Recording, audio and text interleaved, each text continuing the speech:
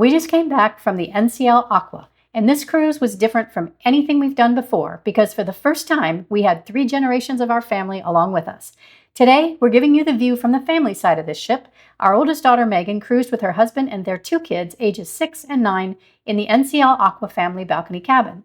If you're a grandparent who has dreamed of cruising with your family who are new to cruising, Megan is going to walk us through everything, how she organized that cabin for 4 people, what she packed that was essential, what NCL genuinely got right for families, and what still needs some work. And before we wrap today, Megan's going to share exactly how she kept 2 young grandkids safe at sea. That segment is important too for grandparents who are trying to figure out how to have a wonderful trip without spending the whole vacation in worry mode. Details, not drama. Let's get into it.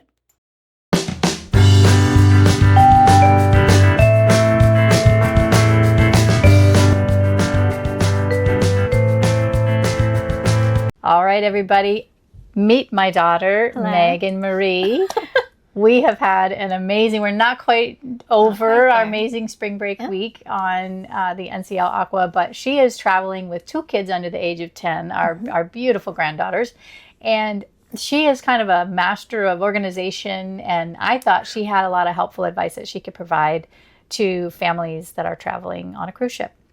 So we're going to start with, we've got 9 questions and then 1 she gets to make up on her own. So we're going to start with the first one, which was the kids came on this cruise, and it was a family cruise decided honestly by not me, our youngest, who wanted to go on a cruise for spring break. So the trip was already planned. But what were you most nervous about before getting on board with kids? Yeah. So hello, everyone. Happy to be here. I think a couple of things. So just for context, I've been on cruises before. My husband has been on cruises before, but our kids have not. And so we knew a little bit of what we were getting ourselves into. And considering, this is what we had decided as a family that was best for us, I think there were a couple of things that we talked about with our girls. So one is just the cabin size. So my husband and I, as my mom lovingly says, we are a little bougie. And so we do like a little bit of space. Like you're spending money to be on vacation. And so the cabin size was something that I was a little worried about. Just like, the point is not to be in your cabin the whole time, but you still do spend time in here. So what would this space be like? Would it feel really crowded? Would I be able to have a cup of coffee in the morning, or would I be waking my children up at 6 a.m.? Those are some of the questions that I think we were curious about from just the spacing. And I had a really hard time finding any images or pictures of what a family balcony really looked like with all of the bedding out. So we're going to show you that right here. Show you that. So you can get an idea so you can see what you're getting into. Yeah. Okay. So I think that was one. The second thing was just, we are on a cruise. Our oldest does tend to get a little motion sick. And so sometimes the weather is unpredictable, and sometimes, she can get motion sick. And so we wanted her to have a good experience, especially this being her first trip, which is also why we felt the Caribbean path might be a little bit better. Dramamine works fantastically for her, so that is great. But that was something we were a little nervous about as well. Good. Okay. Question number 2. Walk me through your packing strategy. What did you bring that turned out to be essential, but also what did you pack that you wish you left at home? Okay. So are you ready? Quick Oats. You brought Just kidding. I didn't actually bring Quick Oats, but these are amazing. And the reason why is they hold all of your snacks without smashing anything. The other really great thing about using these and Pringles cans, I know it's great to pack your snacks, or just like the girls like Z-bars in the morning. Sometimes they wake up really hungry. They're kind of off schedule. And so it is nice to have granola bars, goldfish, pretzels. A few of our tours were over lunch, and I didn't really think about that. And a couple of them went long. Thank goodness I had packed snacks because I packed them, and then we were able to get through the tour and get back to the boat and get them food. One was over an hour longer than what it was supposed to be. So I find these are great. And the other really great thing is if you pack these in your bag to start, they take up a lot of space, which means that by the end of your trip, your snacks are gone you can recycle this, and then you have space for souvenirs on the way home. Or if you have anything breakable that you buy, you can actually put it back in this can because you know it fits in your bag, and then it keeps everything nice and tidy. Very smart. Yeah. Okay, Oats cans, Pringles cans, the best. I've tried a few, and they work well. The second one are these Osprey backpacks. There's a lot of different brands of these, but what's really cool about them, we always bring these when we travel.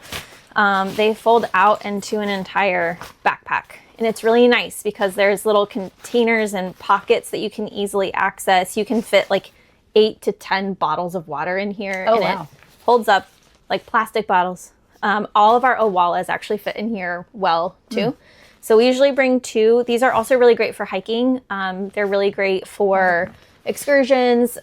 They're Waterproof. They're waterproof. Yeah. Yep. So you can throw your wet bathing suits in here and they'll dry really quickly. And then this would be a good segment for the hooks that we brought. Okay. Because then when you're done, you can just hang it on there, let it dry, and it's ready to go the next day. I also really like these specific ones because they have water bottle holders on the side. So the wall magnets, most cruise ships, there are some scenarios where they're not. Most cruise ships have the magnetic walls. So we're going to show you here a couple different things. One of the things to consider is to look at how much weight those hooks will hold.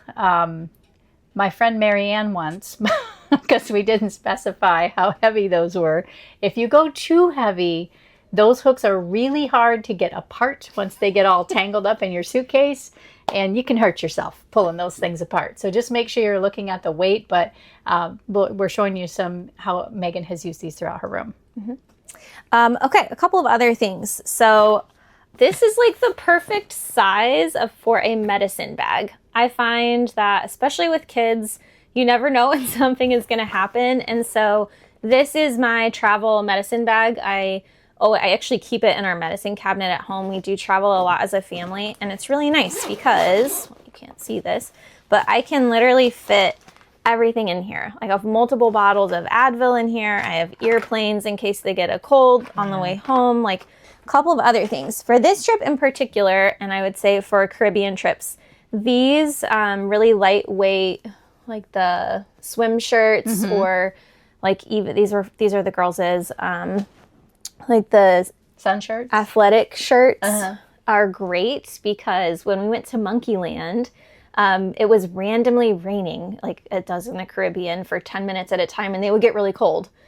And then it was muggy and they would get hot. And so these were really great because it kept them dry, and these are quick dry as well. So Ryan and I had them, and they worked out really great for us in particular. I just think really quick drying things are helpful for trips like this. Also keeps you dry. And then we weren't packing a whole bunch of extra stuff. We dried them and we were able to wear them other days.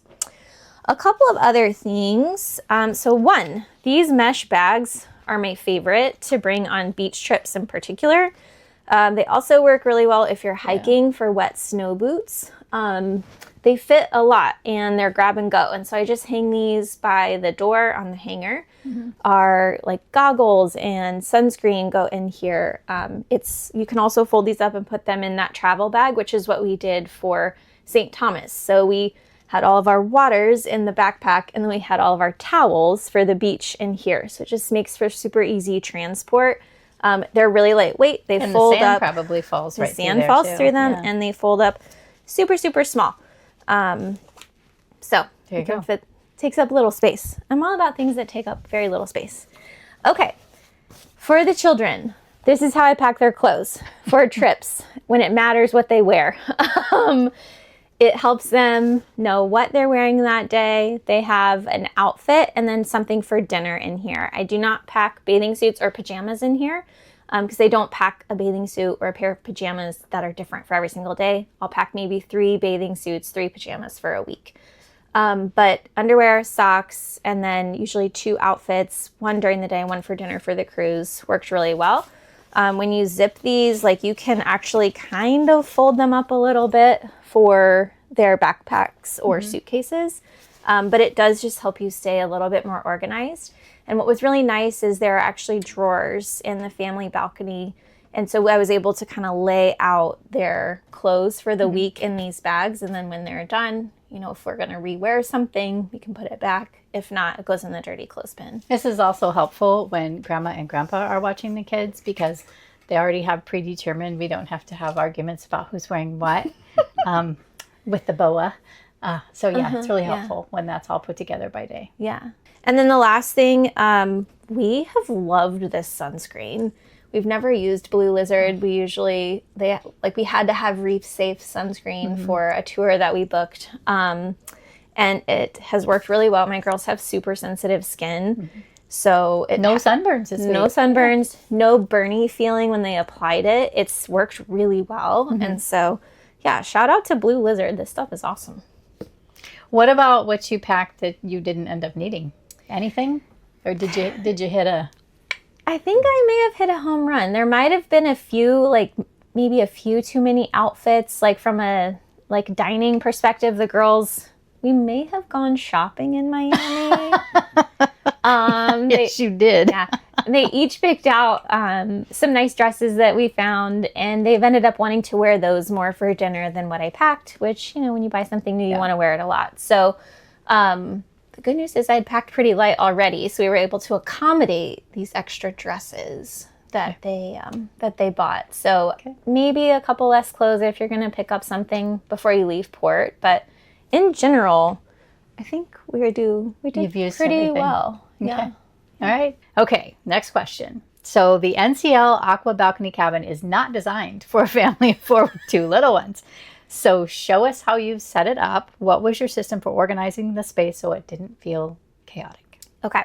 So before we got on the boat, we talked to the girls that our room is small. We prepped them for this. We kind of decided on a few family rules. If you take something off to change, it's your responsibility to pick it up off the floor. So before we left the room, there were no dirty clothes on the floor. Everything was tidy. Good rule. So if you have a wet bathing suit, totally fine for you to change, but if you need help hanging it up, then ask for help. But that one just allowed us to keep the floor space clean because there is not a ton of floor space.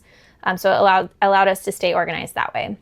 The second one is when the girls woke up in the morning. I'm an early riser, which I know is comical because I was not most of my life. She was not. But poking her at noon. I could actually sneak out and grab a cup of coffee or sneak out onto the patio. We use a sound machine on our phones and we run both of them so that it is a wind tunnel. Yeah, basically. Yep. But it allows for them to sleep through noise as well as us be able to get out to the balcony should we want to have some time out in the morning with coffee before they wake up.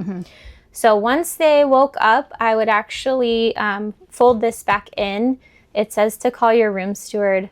I did not find it challenging to lift it up. But if you have a bad back, perhaps it would not be the best because you do have to pull this. Is there a handle back there? Yeah, there's a handle back here. And it's pretty long. So you kind of just pull this handle and it pulls all the way out. Okay. And then I stacked the extra pillows on the bed. So that way by the time breakfast got here, because we like room service in the morning, the bed was put up and it was more of a couch layout, which actually created a little bit more space. The girls like to watch cartoons in the morning, so we'd watch cartoons for maybe an hour and then tidy up and go. So one thing that's nice I want to mention about this room, because not all cruise cabins have this. You have a wide open space under the bed, and we'll show you that. In many cases, there's either like ours has a cabinet. It's only part of the bed. You can actually get something underneath the bed. Yeah. Question number 4. You're doing good. A lot of parents wonder if a balcony is worth the extra cost when you're traveling with young children. How has having the outdoor space actually changed your day-to-day experience on this cruise? So for me, a balcony is non-negotiable. I think it has been really nice to have a space that is your own, that you can go to. I like to sit out there in the morning. I like to have coffee. I like to read, do my devotionals. I just like to be outside. That is where I find a lot of joy. I just like starting my day that way.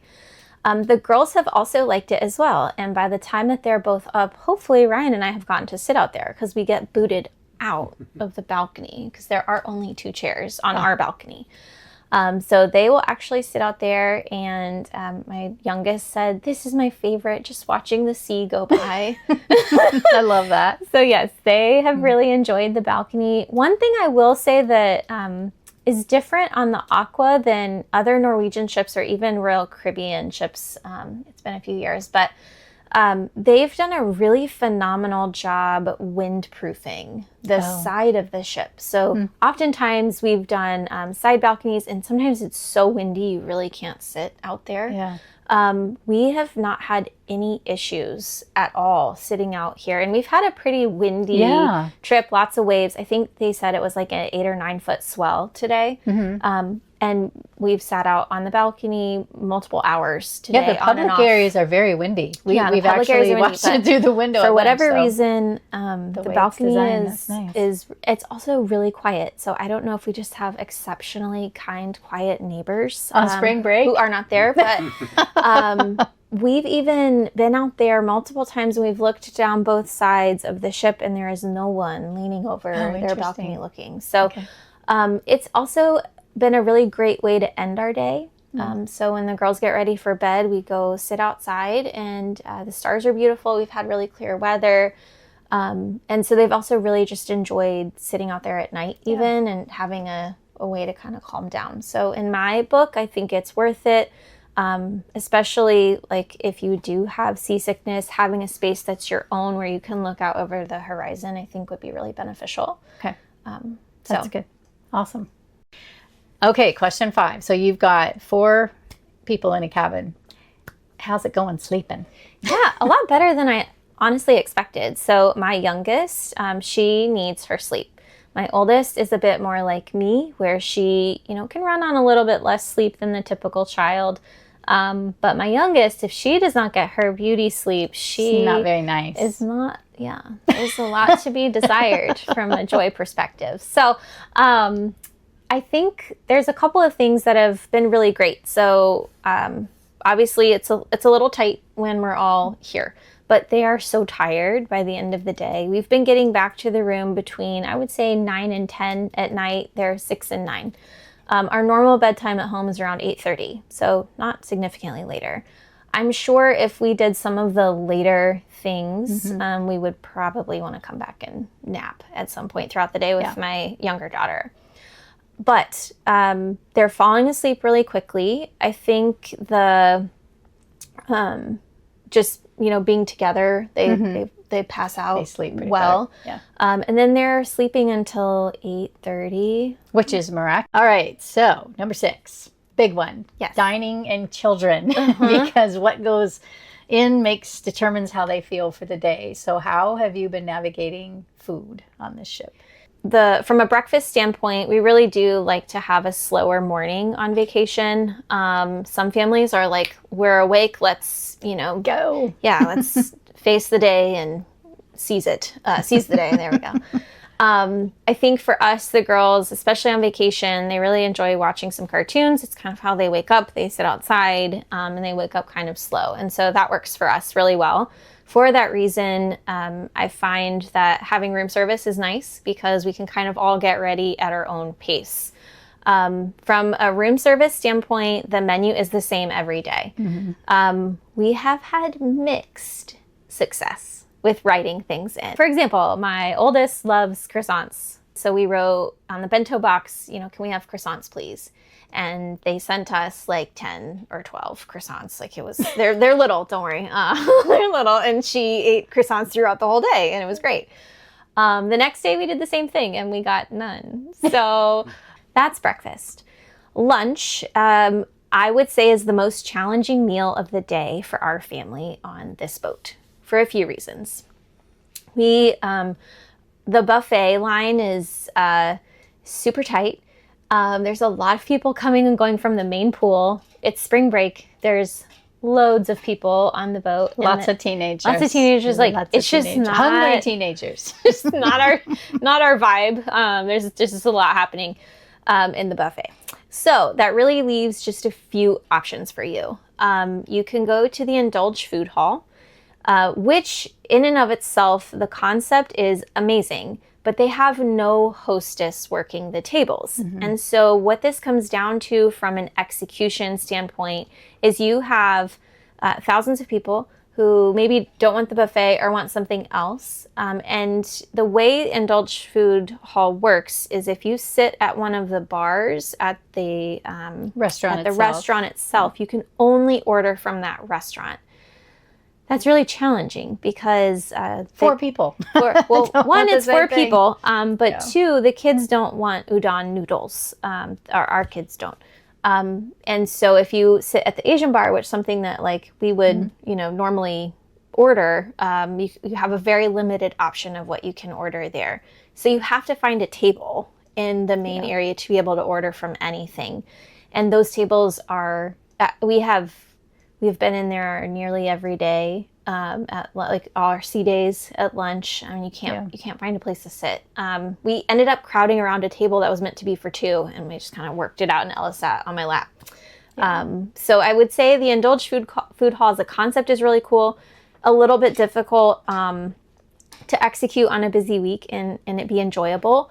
The other thing to note about the Indulge Food Hall is they do not have a kids menu. It is not available in the Indulge Food Hall. So if you take a look at the lunch menu for all of the places and there's nothing that they want, they don't have mac and cheese. They don't have quesadillas. They don't have any of that there. So any of your staples aren't going to be available at Indulge. So be mindful of that. Might save you a little bit of stress and time instead of trying to find a seat and then fighting for one and then not being able to find the food you want. That's lunch. The options I would say if you're not going to do the buffet or Indulge would really be the local. The girls have enjoyed that. They do have a limited kids menu. It's like a burger, a hot dog, and I think buttered noodles. We've kind of gotten lucky and they've been willing to make buttered noodles for my youngest. So I think that's another good option. Of course, there's room service as well. And then we did try Hudson's one day. It was pretty good for lunch. Same kids menu, though. Same kids menu. So that kind of brings me to dinner. So this is the one area that I would say there could be some improvement for Norwegian.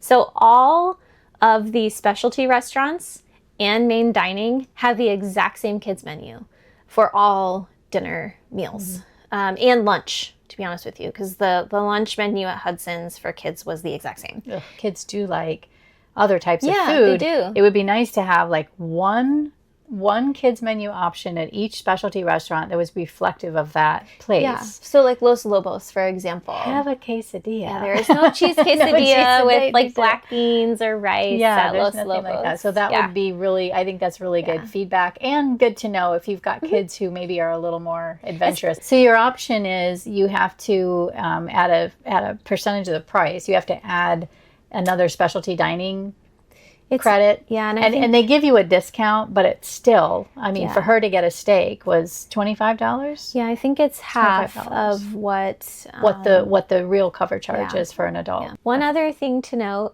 for the Starbucks package, because this was a question that we had, only drinks are included. So if your children like the banana bread, no, that's for me. They have cake pops on board. So if that is a treat that your kids love, they are not included, and they're about $4 to $5 a pop. So just be prepared for that. The drink package has been great. That includes Starbucks. You can get as many as you want throughout the day. One at a time. One at a time. You're going back through that line. Yeah, you're going back through the line. But the food is not included. Okay. All right. Next up, shore excursions. So port days. Do you get off the ship? What's your decision-making process on what you do? Okay, so we had 3 port days at Islands and then Great Stirrup Cay. What I look at is the time when we get into port, because that will tell you when your ship excursion starts. So if you're getting in at 6 a.m., you need to be prepared that your excursion starting at 6:45. If you are an early riser family and that works for you and you know that your kids are going to be in a good mood, then do it. But if you're not in that season of life, then there's no sense spending a lot of money when you know that like it's Nobody's just not fun. lining up with the season of life you're in. So that would not have been a pleasant date for us. My kids don't like that. Yeah. So part of it is looking at when you get in port. I also knew that the girls, I liked the security with the girls and booking through the ship. I know that you guys often book out of the ship. But we're by ourselves. So you're by yourselves. And so in the event that something would happen, kids, anything can happen. I just didn't want to risk not being, like the ship not waiting for us if something went wrong. Yeah. So we did go through the ship. We also looked at ones that were maybe 4 hours or less so that since this was our first cruise with them, like we didn't want to do a full 7-hour day. That's really hard for them. That's a long day for adults. Look at when you're going to be in port. We did Monkey Land in the Dominican and it was the highlight of their trip. Love that. They loved it. Super easy, really great experience. We also were supposed to go snorkeling in St. Thomas, but it just so happened the day that we were there, the weather, like I looked ahead at the weather, really big swells.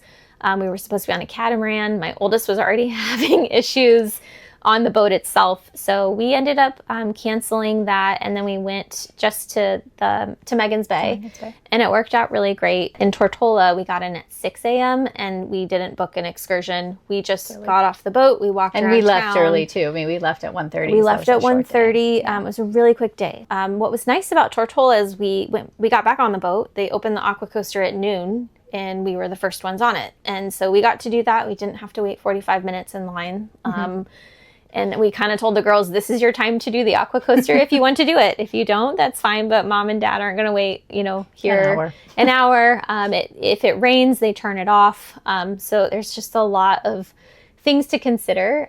So I would say that worked really well for us. We were able to hang out at the pool and kind of do some of the things on the ship that they really wanted to do. And we didn't have to navigate the lines. That's a good plan on a short port day. Yeah. Okay. All right. So this is a big one. Safety. Top of mind for every parent, of course, but balcony railings, open decks, crowds at the pool. What was your approach to keeping the kids safe so you didn't feel like panicked all the time? We did talk a little bit about with the kids before getting on the boat. So I would say maybe like a month before getting on the boat, we kind of started, we looked at like videos of cruise ships. We talked a lot about like, just general safety, like you never climb on their railing.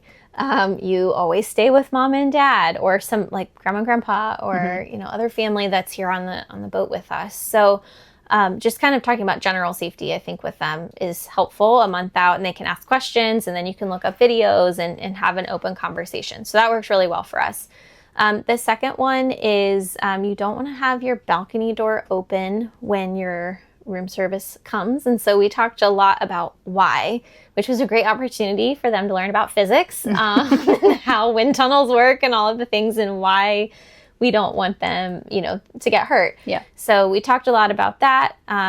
Basically, we control the door, and they're welcome to stay out there, but we'll lock it if, room service is coming. Yeah. So the good news is the railings are a little, I would say maybe 46 inches high or so. Zoe's about 48 inches tall, maybe a little bit taller. And like, as you can see in the video, I think her elbows, like she kind of has to be up on her tippy toes. So the railings have been pretty safe. Okay, so last one. If you could go back and give yourself one piece of advice before boarding the ship with the two kids, what would it be? And what would you tell a parent who's sitting at home right now, wondering if this kind of trip is right for them? Yeah. So a couple of things come to mind. One, really thinking about the type of vacation that you're looking for. I think if you are looking to experience different places and maybe see like how your kids do in another country and try different, exposing them to different cultures and experiences, then I think a cruise can be a really good option. The pool situation on the Norwegian Aqua in particular is quite small and limited. So you have one pool on deck 17. There's a lot of different pages and Facebook feeds about like it's really weird to get to. You have to walk through another restaurant.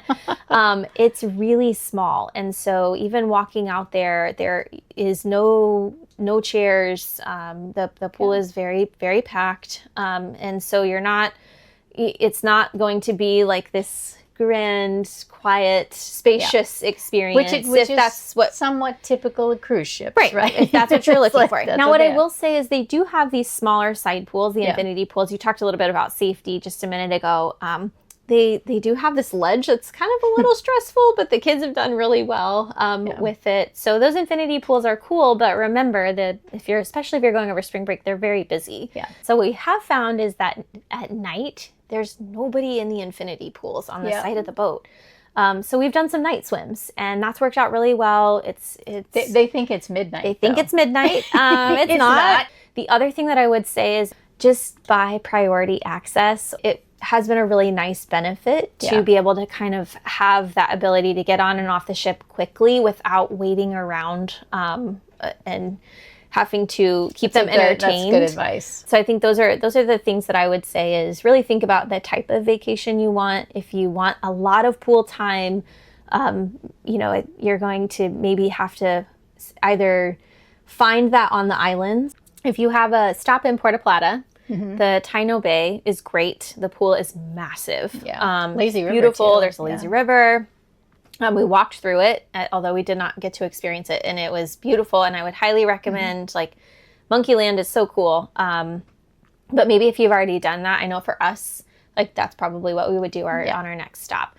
The other one is Great Stirrup Cay. So we got the family cabana. Yeah, it's the Great Lagoon family cabana, and it holds eight. Yes. Yep. So beautiful pool complex. I'm excited for the water park to be done. Soon. They said next year, I think. We'll see. So I think 2 great swimming days. So we live in the Midwest, and so our kids, when we think about vacations, we do a lot of hiking at national parks and things like that. But for spring break, we're ready to be someplace warm. And so they think of pools. And so if that is, where your family is at and that is what you are wanting and experiencing, you may want to consider a more land-based or all-inclusive type of experience. Well, Megan, thank you very much. This has been very helpful. Our audience, I'm sure they're very good about weighing in and asking questions and comments. So I'll make sure we route those to her. Happy to answer any questions you have to the best of my ability. I knew she would be. So we still have a couple more nights on our cruise, and it's been a fabulous week. So we thank you for watching.